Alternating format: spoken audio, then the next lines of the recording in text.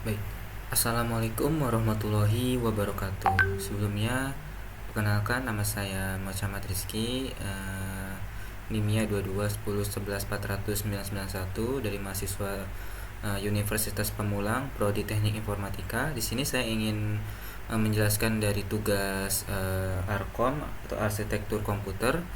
Di sini saya mengambil um, materi, yaitu materi yang pertama itu materi organisasi bekas primer. Mungkin saya spill sedikit untuk materinya ya. Sebentar.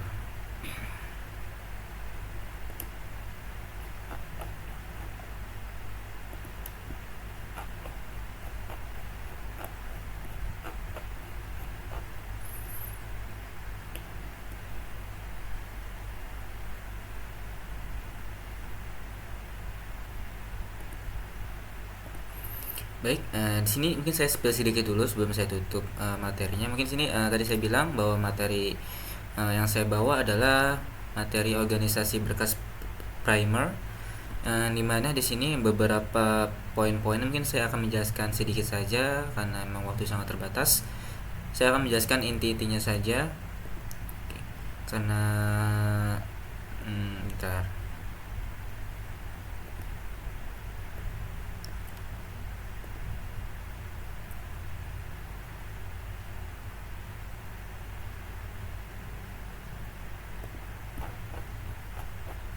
Oke. Yang pertama di sini adalah apa sebenarnya tujuan dari memahami materi pada yang saya bawakan ini, yaitu berkas organisasi berkas primer. Oke, di sini saya menggunakan bantuan tab untuk menjabarkan materinya. Oke, kembali ke topik tadi, apa tujuan dari kita mempelajari organisasi berkas primer ini?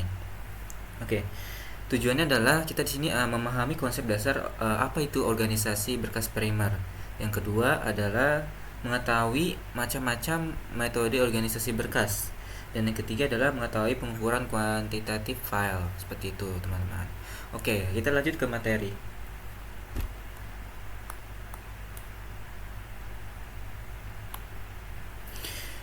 Sini akan saya menjelaskan tidak panjang lebar, jadi hanya poin-poinnya saja. Di sini apa itu sebenarnya pengertian dari organisasi berkas? Oke, di sini ada beberapa poin, yaitu pertama struktur untuk mengorganisasi data ada beberapa, mungkin ada tiga jenis yang saya jabarkan. Yang pertama adalah proses data lebih efisien. Yang kedua adalah dapat memenuhi kebutuhan dan akses beragam. Dan yang terakhir adalah mengelola ukuran rekaman dan jenis proses yang khusus, seperti itu, teman-teman. Oke, untuk pembahasan selanjutnya di sini adalah apa sih jenis-jenis dari organisasi berkas primer ini? Oke, yang pertama itu sebenarnya ada tiga jenis yang perlu teman-teman pahami. Yang pertama adalah jenis berkas primer sekuensial atau sekuensial. Yang kedua ada langsung atau direct, dan yang ketiga adalah sekuensial berindeks, seperti itu. Oke, selanjutnya apa itu sequential file organization? Oke, sequential ini bisa kita jabarkan seperti kita menyimpan sebuah catatan, yaitu catatan itu akan secara berurutan, artinya tidak mengacak-acak. Jadi dia berurutan, yang pertama kita taruh maka itu yang pertama, dan seterusnya itu akan secara berurutan. Oke, yang kedua adalah akses dilakukan secara berurut. Yang tadi saya bilang sebelumnya bahwa akses yang telah kita simpan itu akan diurut secara rapi oleh sistem, seperti itu. Dan yang ketiga ada tambahan catatan disimpan di akhir file. Apa itu? Misalkan kita ingin menaruh sebuah komentar ataupun catatan pada berkas itu, kita bisa taruh di bagian akhirnya, seperti itu. Oke, untuk selanjutnya di sini ada index sequential file. Uh, Index sequential file ini adalah kombinasi file sekuensial dan file langsung atau direct, yang terdiri dari primer data area dan atau data utama yang berurutan. Dan yang kedua adalah indeks area atau indeks tiap blok data utama. Dan yang ketiga adalah overflow area atau ruang tambahan untuk record baru, seperti itu. Selanjutnya ada medan atau rekaman data.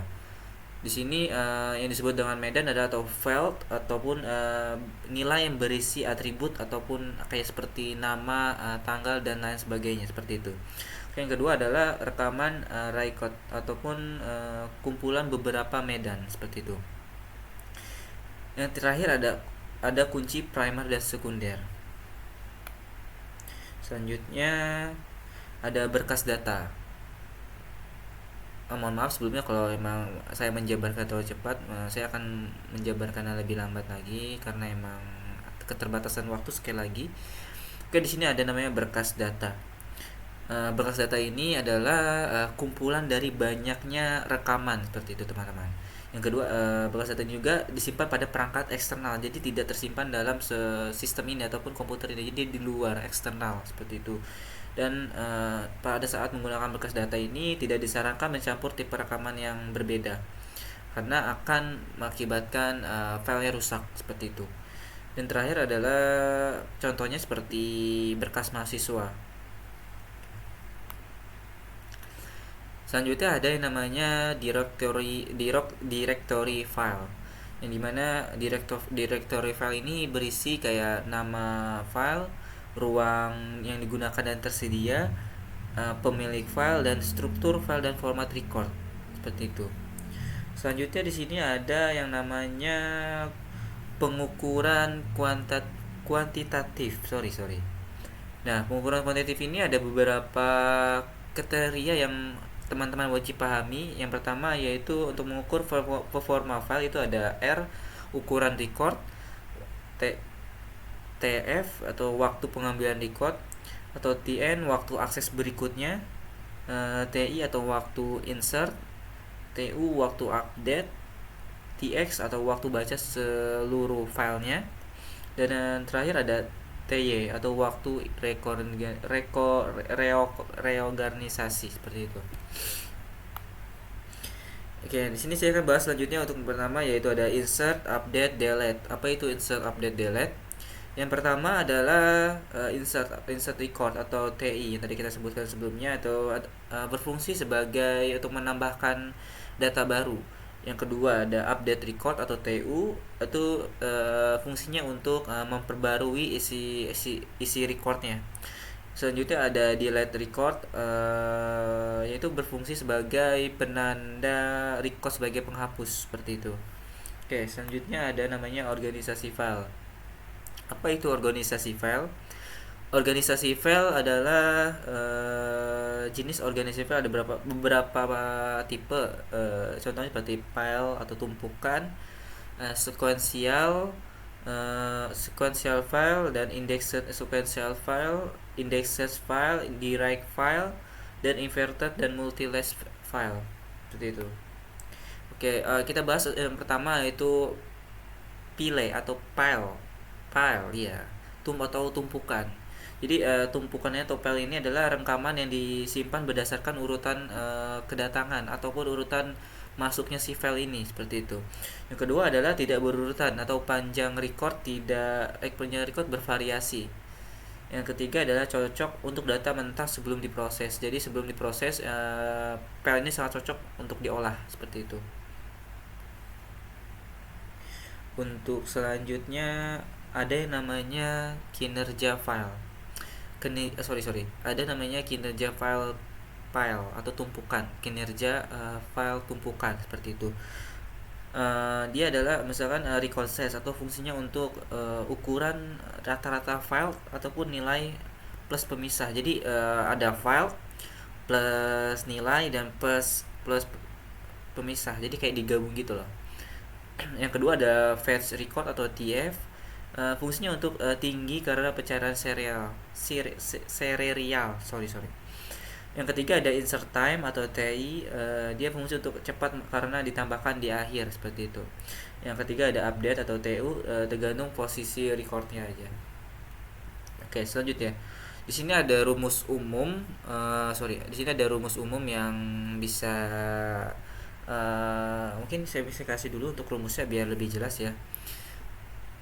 Bentar, rumus umum.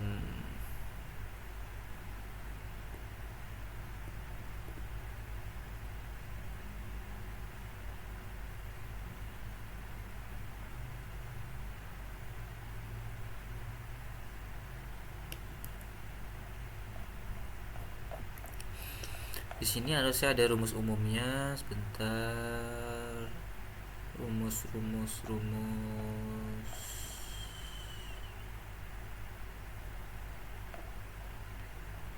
Biar lebih jelasnya mungkin saya kasih contoh rumusnya biar tahu lah seperti itu.